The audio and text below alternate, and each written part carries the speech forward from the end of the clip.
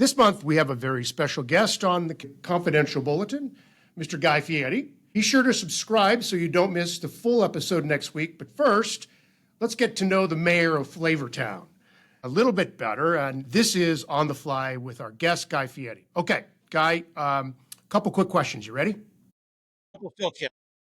What's that? I didn't know. I thought you were going to favorite childhood book. Rumpelstiltskin. Okay, that's the answer to question number 8. All right, one trend in the restaurant industry that excites you. Vegetarian and vegan. It's such a unexplored, people are so unaware of how great it is. There's just really some incredible chefs with incredible advancement and awareness and culinary technique. It's exploding.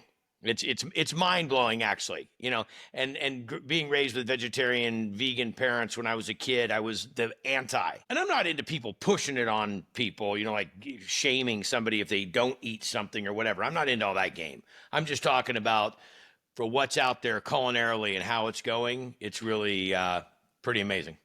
Wow, I'm surprised. I don't know why it surprises me that that is the thing that excites you, because I think a lot of people go, Guy Fieri, he likes meat. Cheeseburgers and deep fried pizza. No, I just had this conversation the other day, and these are rapid fire questions, so I should probably just get it done quickly. But it really is a thing, on Diners, Drive-Ins, and Dives. I try to look at the complexity of the restaurant industry and to see what's moving and shaking. If you would ask me this last year or the year before, I probably would have talked a lot about Middle Eastern or Indian food. But the vegan vegetarian movement is so far beyond what people think it is. It's not tofurkey anymore and soybean bacon. I mean, there's just such amazing chefs that are doing things with food that is just it's mind-blowing. I was just on an interview recently, and we were talking about, I'm not into people shaming. If you want to eat meat, eat meat. If you don't want to eat meat, don't eat meat. But don't go pushing your agenda on other people about it. Just enjoy what you enjoy. But don't go getting on these, standing up on your soapbox and start making people feel bad if they do or don't do what you do. That I'm not into. Yeah. Okay. Well, I'm going to have to give a vegan restaurant a shot next time I drive by one, which is typically what I do, is drive by them. Question number 2, one regulation you wish you could change tomorrow. I'm not a politician, don't get into politics. You and I have known each other for so long, and I thank goodness you and CRA do what you do because you know so much about it. So therefore, I believe you can speak on it. I don't know so much about it. I'm not as educated in it. I don't appreciate people that know half the story and write the entire book. So I don't know enough. But one thing that I've always had a concern with is tip credit. I know about states that have tip credit and those that don't. And here's the way I look at it. Everybody in the restaurant industry has a tremendous amount of responsibility. It's like spokes in a wheel. If minimum wage is so difficult in our state, which it really is, and we got to have living wage, people got to be able to survive. I have no question about that. But the difficulty is if the bartender and the dishwasher both make the same minimum wage, yet the bartender makes a tremendous amount in tips, or the server, the back of the house typically doesn't get tipped. Or if they do get tips, it's pretty minimal. It's 10% or whatever. I just don't think that that's right. I don't believe in pooling tips where the restaurant takes all the tips and then disseminates that across the payroll. I don't think that's the way it should work. But I do think there should be some recognition to the fact that if a group of team members or employees, whatever you call them, well, I call them team members, makes more money because they're in the tip category, then why don't we just offset their minimum wage a little bit and let the people that do not have the opportunity to be tipped, because nobody at the dining room day that just had that fantastic, bouillabaisse and that great steak or that sushi roll says, you know what? I think that we should tip Fred, the dishwasher. Yeah. So. Yep. Okay. Well, we're on the same page on that one. You and I have talked about that issue for more than 2 decades. What's the most underrated skill when running a restaurant? Well, I think I think it's generational. I think that it depends on where you are, like where it was to where it is now. I think the most success that I had in running restaurants was developing and promoting from within. You know, taking the time to mentor and coach. That's what's so great about the restaurant business. You don't have to be, you know, it's good for everybody. The restaurant business takes everybody. We love you if you've had a checkered past. We love you if you've had no past. We love you if you have education. If you don't have education, you know, you get a lot of what the restaurant business is about is camaraderie and teamwork and support and recognition and all these kind of things. A lot of people have that. They may not be this, you know, Rhodes Scholar, and they may not have, you know, had the best background, but everybody is welcome in the restaurant business. So my thing that I think that we need to continue to foster is that development and support and mentorship inside of the business. Because I look at, you know, there's a young chef that worked with me since he started with me as a dishwasher at 17 years old and now has moved on. He was one of our executive chefs in Knuckle Sandwich. You've met him, Chef Cesar. And now he has his own catering company, Sonoma County Catering. And we were just shooting a commercial here yesterday, and he's the one there that's doing the catering for the commercial. He does all the catering for guys' grocery games. So he's really developed into this, and that's a guy that started as a dishwasher that I taught how to, you know, prep potatoes to make mac. You know. So I think that's probably one of the things that we need to continue to focus on the most. Yeah, I love it. Okay, number 4. So let's go the other way now. What's your biggest restaurant pet peeve? I think, oh boy, this is going to piss somebody off. I think service is diminishing. I don't think that the pleasantries of service are getting, and rightly so, because now you're fighting minimum wage. Now you're fighting vacation. I mean, there's so many regulations and rules. To operate as a restaurateur, especially in California, is more difficult than it's ever been. I mean, it's really tough. I don't want to say to the point don't do it, but it's you really have to become creative of how it's working. And I think that what happens is we start to cut back on staffing, we start to cut back on training, rightly so. It's dollars and cents, but we're starting to lose some of what the restaurant industry was or is or should be, which is service. I used to say to my team all the time, the guests can come into the restaurant, they can eat spaghetti and meatballs at home. They come to a restaurant because they want communication, they want service, they want conversation, they want recognition, they want to feel special, they want all these different things that go on. And when we start moving off a service, that's when we start to take away what I think are one of the greatest aspects of the restaurant business. It's not just the food, it's the experience. Absolutely. If you could share a meal with anyone, dead or alive, who would it be? Without question, my grandfather's. You know, I never knew my dad's dad. He died when my dad was 15. Louis Fieri.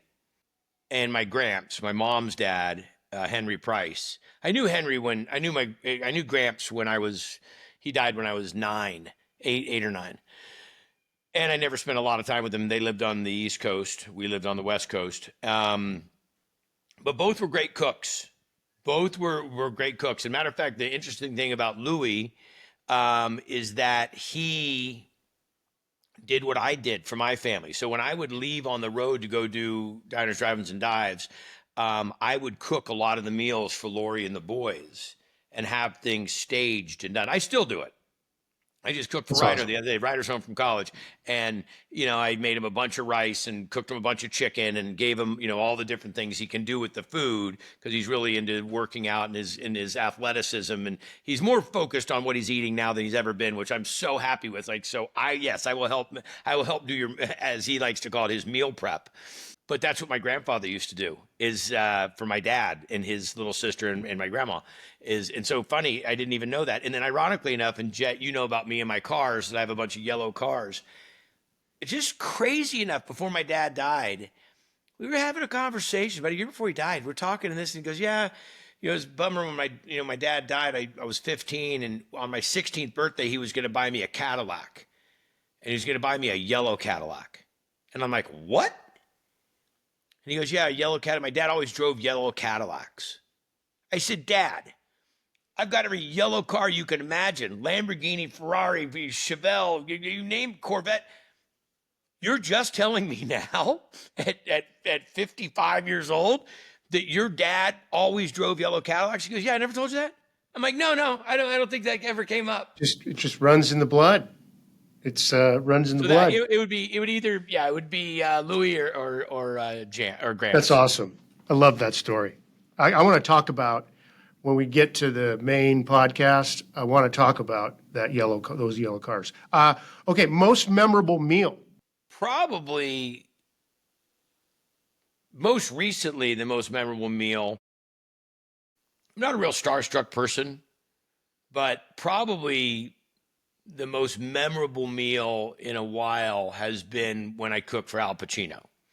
Oh my I was God. at Sylvester Stallone's house with a whole cavalcade of characters. I mean, everybody was there. Sugar Ray Leonard, Arnold Schwarzenegger, Jay Glazer, Michael Strahan, and we're all there, and we're having a great time, getting ready to watch a big boxing match.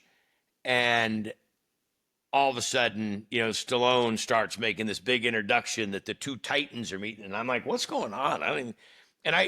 Sly invited me to the house, and they were just going to get sandwiches. I said, I'm not coming to Sly's house. I'm not coming to your house if I can't cook. You got to let me cook something. No. It's something, no, not the way it works. And I had cooked for him before. We were at an Italian restaurant. One time we were at an Italian restaurant, and Sly, we were sitting there talking, and he asked me, but we're talking about burgers. And he, talks about what a great, and I said, I make great burgers. And he goes, you can make a great burger right now. I said, yeah. That's a terrible Sly impression. He says, so he calls the chef out, and he goes, you know who this guy is? And the chef knew who I was. And he says, can he cook in your kitchen? And I'm like, oh, you want that burger now? I'm like, all right, let's go. Chef, you got ground beef? Yeah, so I had to go into an Italian kitchen in Beverly Hills and figure out how to make Sly the burger. So I made him the burger. He said, best burger he's ever had. So then that just became the friendship. Long story short, I went to his house for the boxing match, and I came over, brought a bunch of food, and I'm cooking. Well, Sly makes a big thing, and he brings Al Pacino. Now, I'm not, like I said, not super starstruck, but Al Pacino. Yeah, that's pretty amazing. Al's the sweetest guy, the nicest guy in the world. And there's a video because Stallone posted it, and it's me. I'm wiping my hand off. I'm like, hello, Mr. Pacino. He said, no, call me Al. Very softly spoken. I said, can I make you something to eat? Oh, no, I'm fine. If I said, well, I got some really good pasta. And that's a pretty good Al Pacino too. Yeah, I got some. I'll give you my great Al Pacino line here in a second. I said, I got some great prawns. I got some really dynamite tomatoes. Sure I could make anything? Oh, I love pasta. Maybe something small. I said, okay. So I cook this up, and I bring it over to him, and he's sitting on a rolling chair, kind of like in an office desk in Stallone's kitchen. And I bring it to him, and I set it down, and he looks at it, and he smiles, and he takes a couple bites.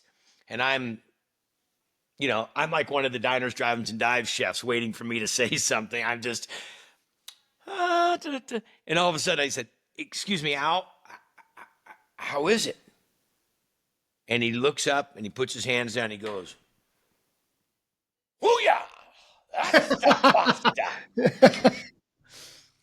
I about died, Jot. Wow. I about died. And so that's probably one of my greatest. But I mean, all my life is around great meals, especially with my family. So. That is a memorable meal. I mean, just the cast of characters you just sort of described.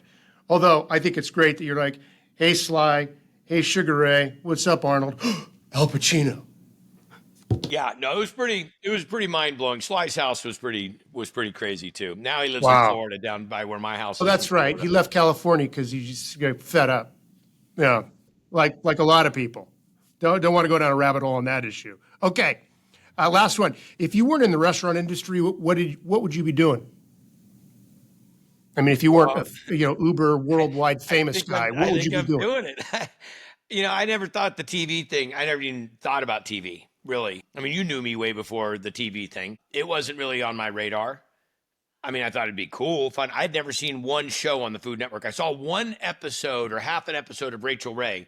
I was sitting at an Italian restaurant at a bar, and I was watching Rachel Ray, and I didn't even know what it was. I just wow, look at all her energy. She's amazing. I mean, I knew who Emerald was. Everybody knew who Emerald was, but I never watched Food Network, so it wasn't even really like in my spectrum.